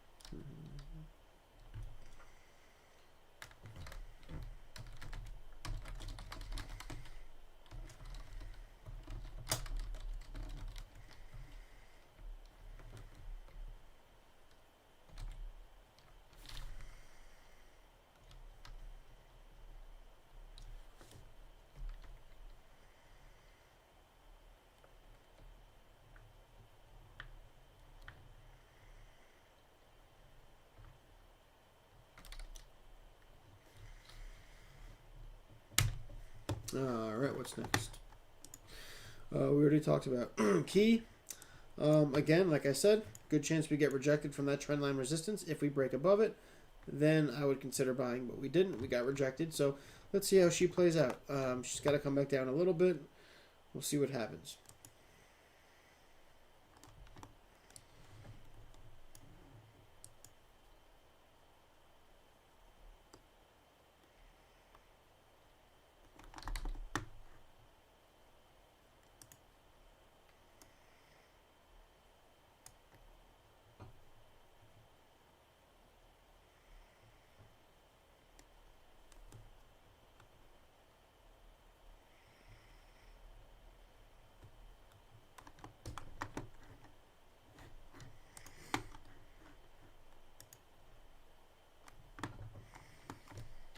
All right, come on. Let's see. What else do we got here? It's getting late. I got to call it quits in a minute, and I really want to see if I could find another potential short-term entry. So my last BNT entry also, perfect model. Support's held really well. Moving sideways right along that support structure. We're turning up on the 4-hour, I believe, right? We should be at this point. 4 hours riding right where the 55 EMA is.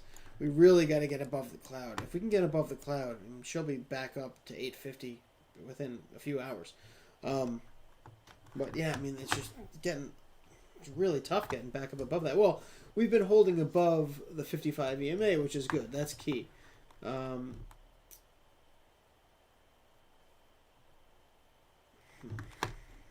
fresh trade. Well, actually, you know what? Let me see.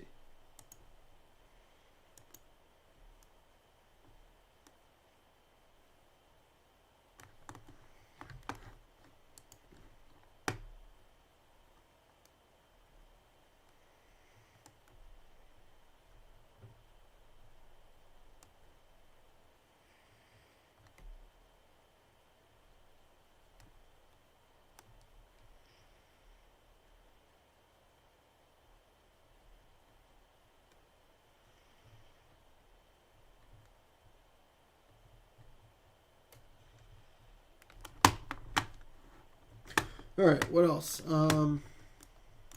Bangor short term. Let's take a look at Cody. Now, my Cody analysis was flawless. I would have actually spotted this recent entry too, which is too bad. I think I actually told the guys in the group on this bounce, or one of these, where it was bouncing on the 99 EMA. I said if it bounces on the 99 EMA, you could load up. Now, that was spot on analysis. If you're still in this trade with me from where I shared it the other night, well done. We're coming up against decent resistance here because that was the prior top over here. We got rejected last time. If we can push through this time, we should make an aggressive move upward. So I'm really happy with how this one played out. We're still sitting on about 40% almost profit, 37% once it gets back up to that top. Right now, sitting on 30 and change % profit. So that's good. This trade's going well. I don't see a new entry. So for new people who didn't get into my entry on Cody, I don't really see anything now short term. We would have to get above that resistance. Now, that horizontal resistance, if we get rejected one more time, it's starting to build up to an ascending triangle type formation. So it could be an explosive breakout once it eventually gets above that resistance, but there's not enough supports there where I could get into a trade like that and control my risk well enough. So I wouldn't enter a new short-term trade beyond what I already have. I wouldn't suggest anybody else does either, not unless there's more support available. OGN kind of screwed me. So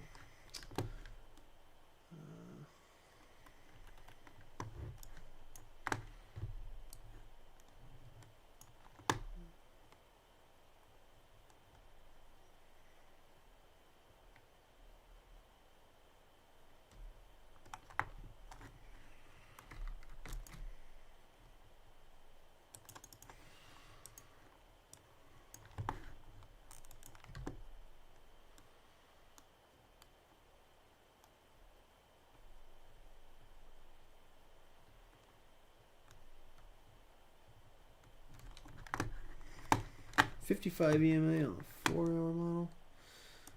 These are right in the middle of nowhere. It's getting really frustrating.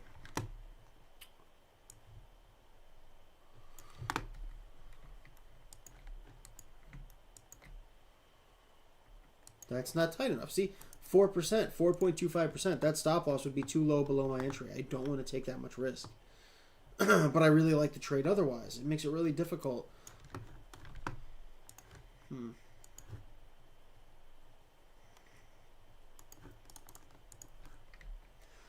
At the 55 EMA, prior bottom. OGN would be, it might be a worthwhile midterm hold. I mean, the top of the cloud, the 55 EMA, everything about this looks good. It's screaming bullish to me. I mean, even the daily is reset into the bull zone. This is going to be a good one, I think.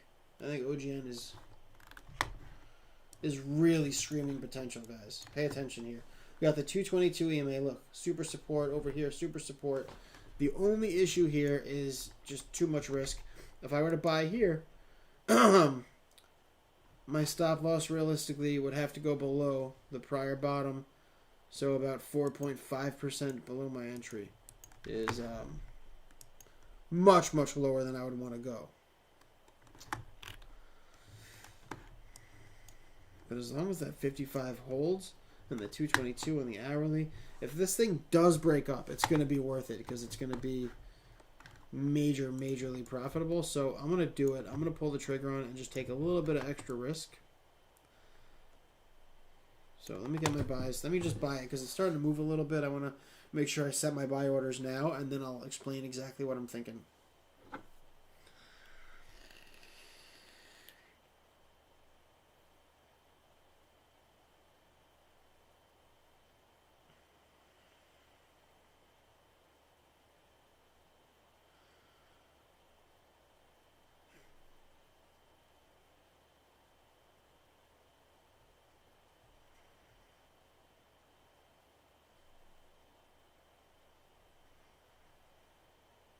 All right, I'm good. Okay. So in the case of OGN, I don't have a choice. I have to take a little bit of extra risk here. So I'm going to take upwards. I'm going to ignore the prior bottom of that wick.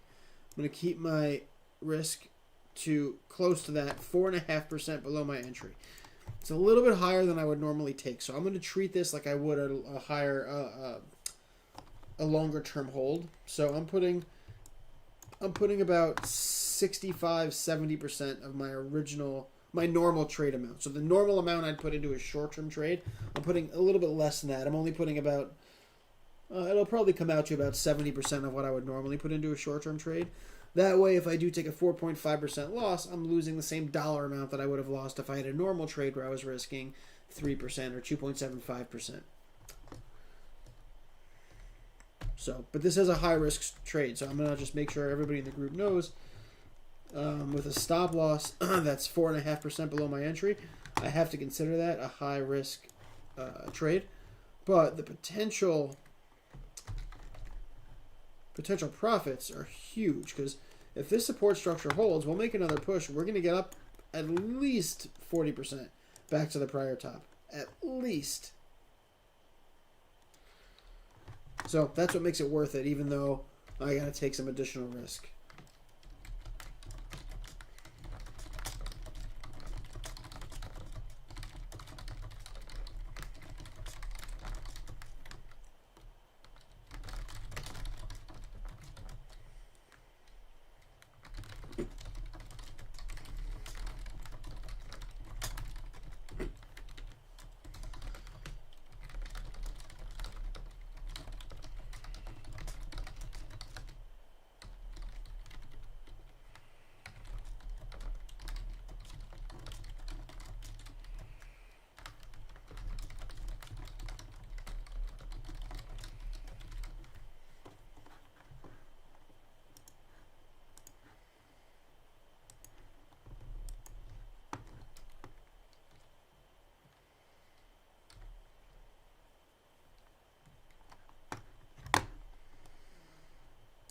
And what's next?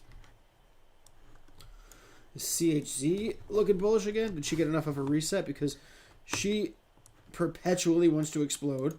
And my CHZ trade, let's see, broke out for 43% breakout on that trade. Now, this was a longer term hold, so I didn't even sell any. I didn't take any profit. Did I take a little bit? I don't remember. I don't think I did. And then it held, look at that, each of my dynamic support, my 55 EMA, like a boss. If you wanted to get into CHZ, probably could buy right where we are now. Stop loss would have to go below that 55 EMA. That's tough. I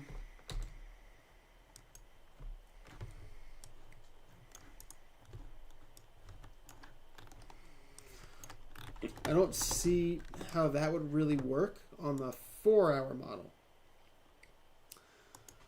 I like that the daily Stochastic is resetting nicely. The hourly model, I mean, you could see that 222 EMA has been an absolute workhorse. One of my key dynamic supports. I love the 222, and that's why. I mean, that is a killer amount of support. Now, buying in here with a stop loss 3% more or less below entry, not bad. This trade wouldn't really work at that level, but this trade with an entry just at that 222 EMA, an entry at maybe 548, 54.8 cents or so, if you could buy in right there, stop loss could go just 2% below your entry, or 1.75. That would be an amazing entry.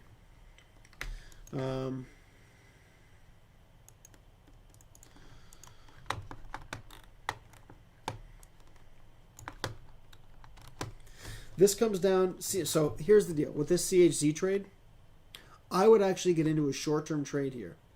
If I could buy in a little bit lower, but it's wholly dependent on BTC.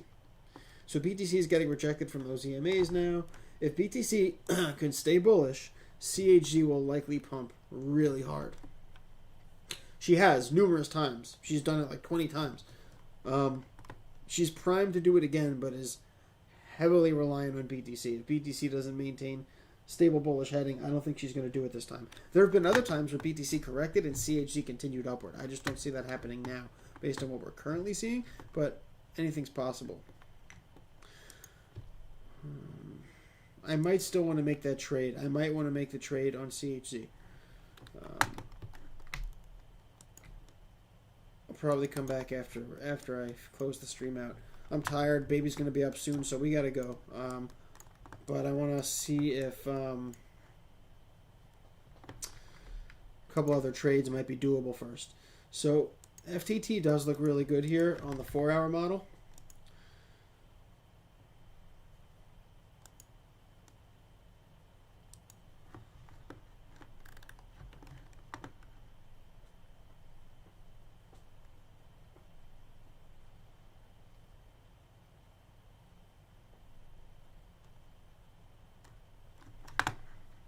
That could work on FTT. A lot of these they're right on the cusp.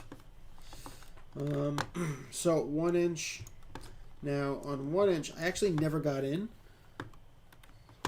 because I was waiting for it to come down lower. I didn't want to buy in unless the price dropped. So I'll probably have to come back and look at that in more detail.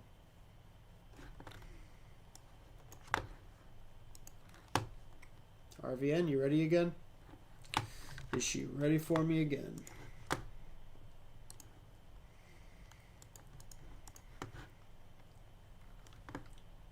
Some of my RVN trades, crazy precise.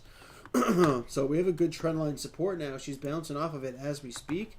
We're starting to get a bullish reversal. It's coming off the top of the cloud. That's a beautiful setup. All right, I'm going to make a new short-term trade on RVN, I think. Let me see. Oh, beautiful. Look at that. I could do this with my stop loss. No, it's going to be relatively high. I'm going to have to take almost 3% risk. All right, hold on. Let me get in. It's worth it. I'm doing it.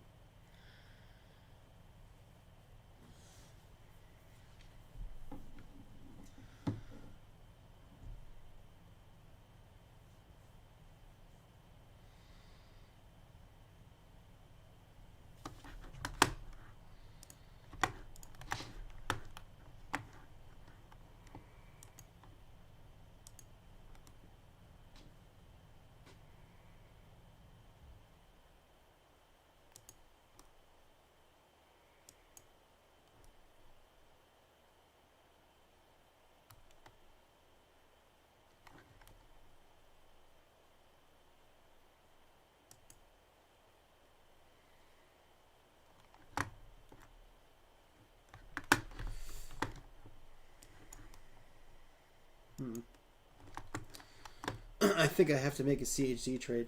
All right, well, at least for now on RVN. So I have the trend line support, which has been holding really well. The top of the cloud. Now, we're still roughly holding at the top of the cloud, even though we're dipping into the cloud a little bit. Overall, that trend line support is propping us up, but we're also turning really bullish on the 4-hour Stoke. Remember, when the Stoke is low and it's starting to turn up like this, you don't always get a breakout, but a lot of the time the potential is there. Right now we're coming into a vertical setup where the cloud is turning up. We have a trend line support giving us support. The majors are all holding. Everything about this is telling me we're going to make another leg up. You can see what happened the other times we break out. We reset sideways, break out, reset sideways. In this case, we had a little bit of a correction, mostly a sideways action, and now it looks like we're queuing to break up again. The higher time frames in this case aren't as reliable, but on the daily, we're starting to turn bullish on the daily on RVN2, which means we could get a larger breakout than normal. Similar setup as to what I just showed you on OGN. So overall, I'm really liking this. I want to be able to keep my stop loss under 3% below my entry. So I just bought a little bit. It's dipping, so that should be filling my other orders. So my overall average entry, if it's right at the top of the cloud, if I could buy right here, my stop loss, I don't want to get stopped out on a wick. So instead of setting my stop loss 2.4% below my entry, just below that trend line support, I'm thinking of just extending it a little bit more. I'd rather take almost 3% risk. So I'll take about 2.75% risk. So yeah, my stop loss is about 2.75% below my entry. Meaning, at worst, I could lose 2.75% of my capital. But if we do break out, I'm expecting a very large breakout. Now, since I'm really liking this for a potentially big breakout, I'm going to double down on this. My short-term trade, 2.75% will be my overall risk. In addition to that, I have a long-term bag of RVN already. So what I'm going to do is I'm going to get another bag that I'm going to consider a longer-term position and add that to my other long-term bag. What I'm doing with that one is I'm going to set my stop loss all the way down here at 5% below my entry. I'm putting much less money into the trade, about 50%. I'm putting half as much money in as I normally would. So if I put $1,000 into this trade, right, I'm going to put only $500 into this trade. And the reason why is because on this trade, I'm risking, say, 2.5%. On this trade, I'm risking 5%, which means I'm risking twice as much percentage-wise. So if I have a $1,000 trade and I'm risking 2.5%, if it dumps and it hits my stop loss, I lost $25 on a $1,000 trade. But on the next trade, since I'm going to risk 5%, if I get stopped out on that, if it's only a $500 trade instead of $1,000, I'm still only losing $25. So you lose the same amount of money regardless. So that's why I'm doing it that way. I'm doing both a long-term and a short-term. Short-term entry on RVN, risking 2.75% here. This is a medium risk setup for me. Also entering longer potential, entering mid to long term.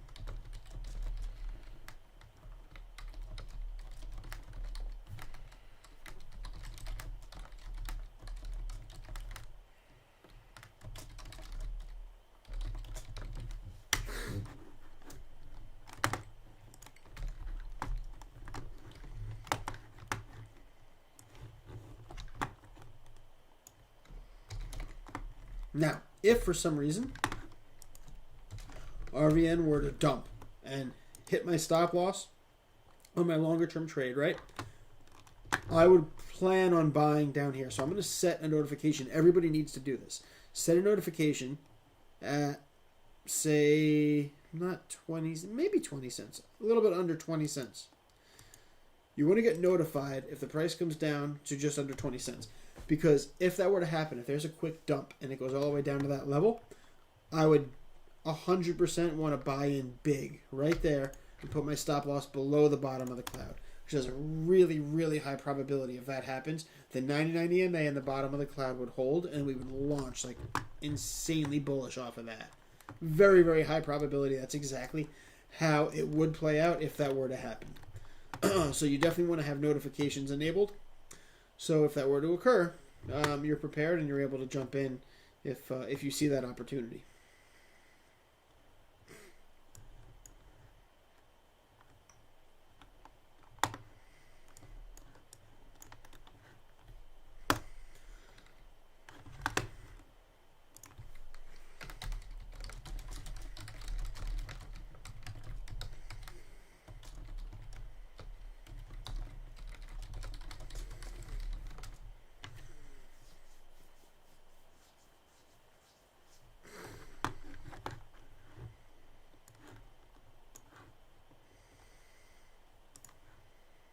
I'm still going back to that CHC formation. I really like that, but don't know how to work that just yet.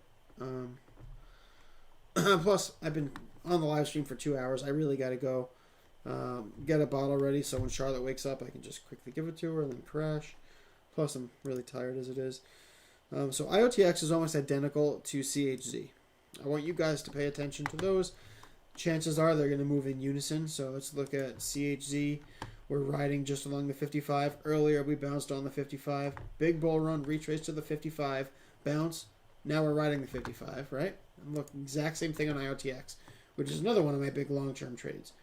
Big run up, bounce on the 55, come back down, riding along that 55.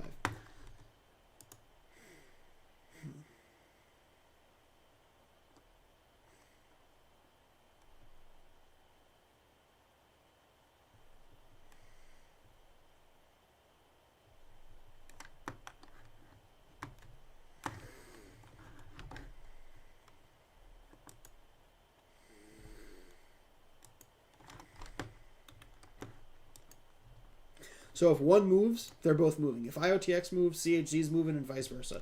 So watch both of them. If you're holding one or the other, pay attention, see what the other one's doing, because they are going to be correlated.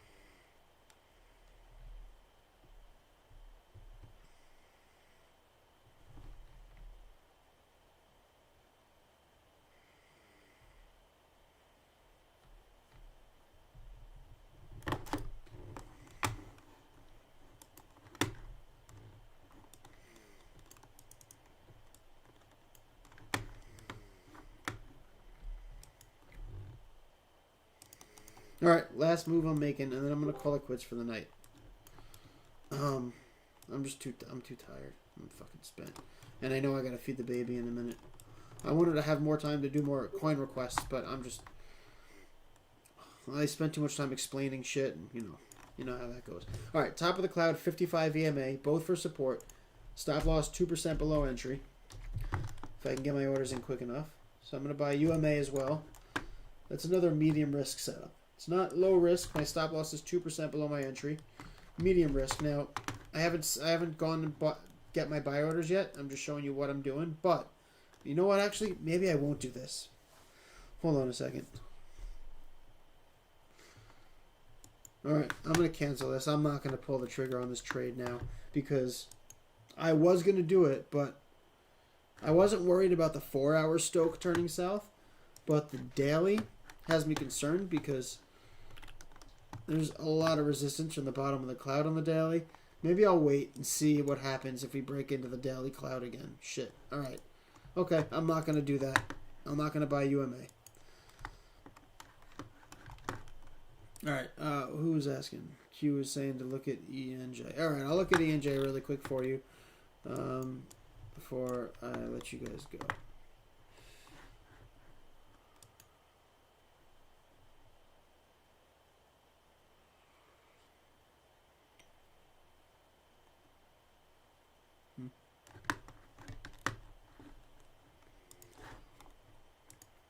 All right, I'll look at ENJ for you. That's fine.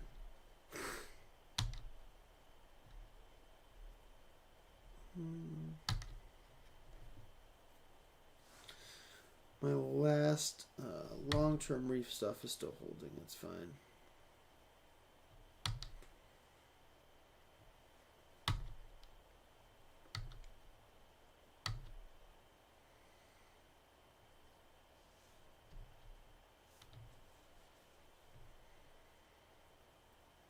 Oh yeah, my long-term Tomo bag is still intact as well.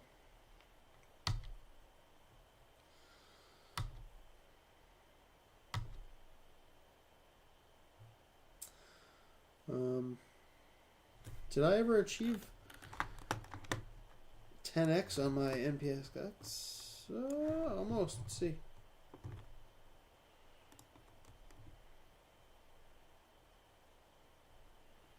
Yep.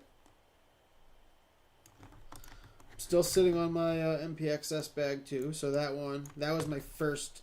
I think that was either my first or my second 10x. And VTHO, I think that was my first, and VTHO was the second. And what a season so far. We're just getting warmed up, to be honest. Like, no joke. We have a bull pennant here on MPXS. But the Stoke is turning south. That's not a good sign.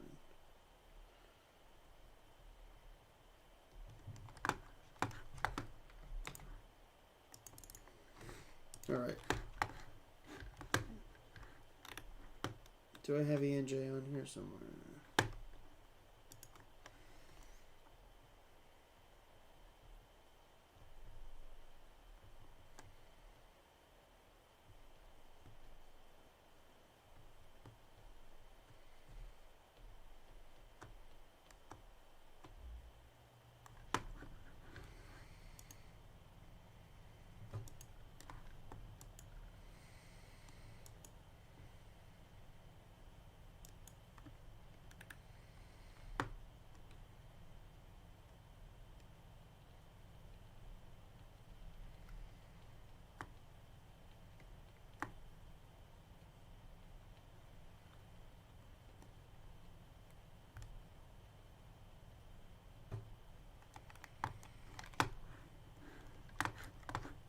Sorry.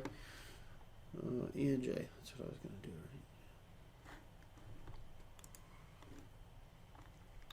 So ENJ coming up against trendline resistance, the cloud on the hourly, tough resistance.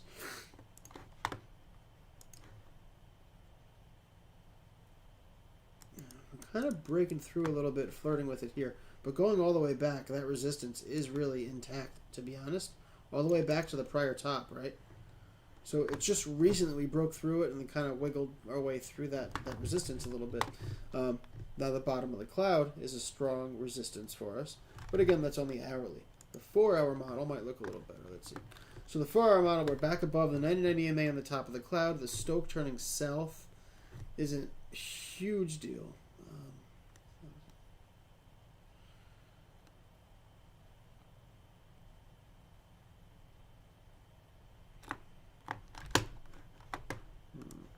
It's a tough call because the top of the cloud is a really good support on ENJ, but the 4-hour Stoke turning south makes it questionable for like timing the entry. The daily does look really good as well, though, because the daily has a full Stoke reset. So even though the oscillators haven't really been resetting because we've just been so bullish on a lot of the time frames, the fact that the daily is back down to that overbought reset, oversold rather reset zone is very reassuring. So for ENJ, I actually really like this for a long-term bag because I think it has explosive potential.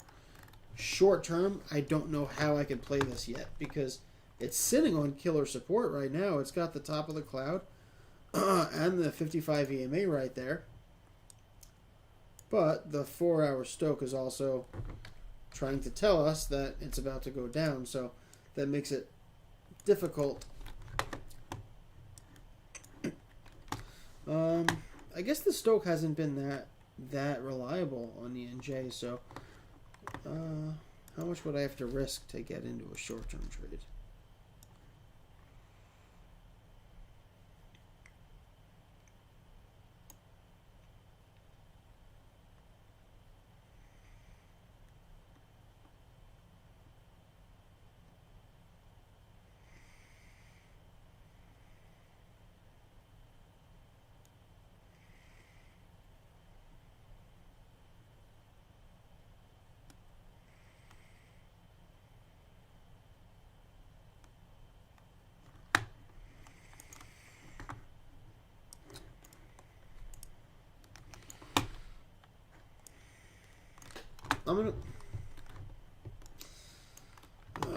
Alright, I'm gonna buy ENJ now as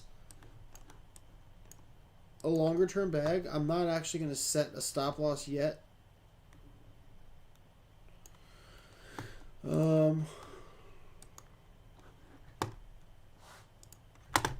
me just tell the group.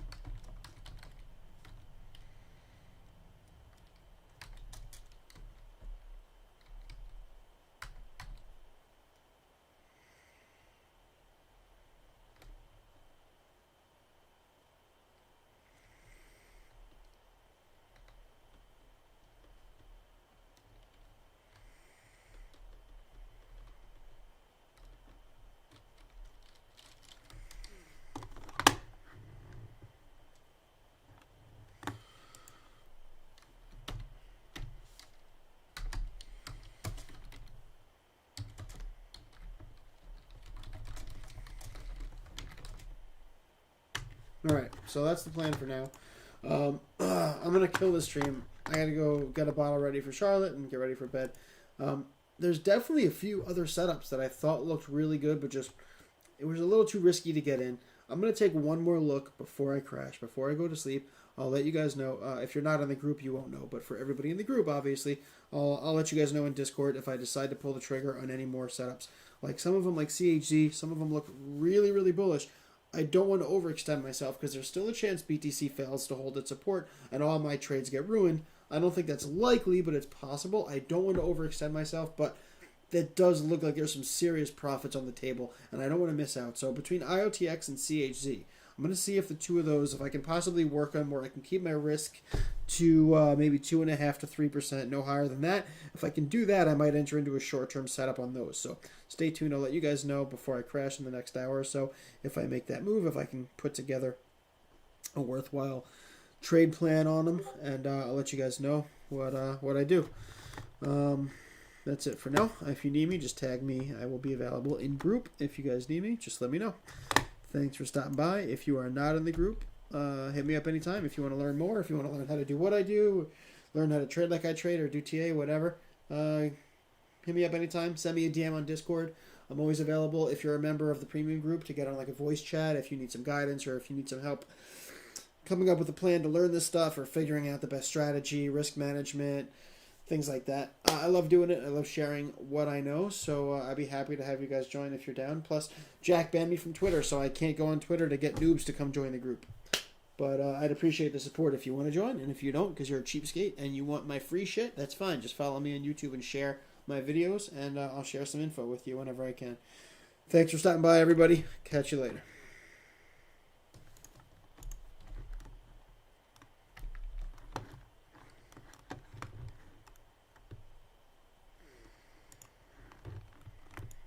I haven't done BTS. I will later. I'm too tired, dude.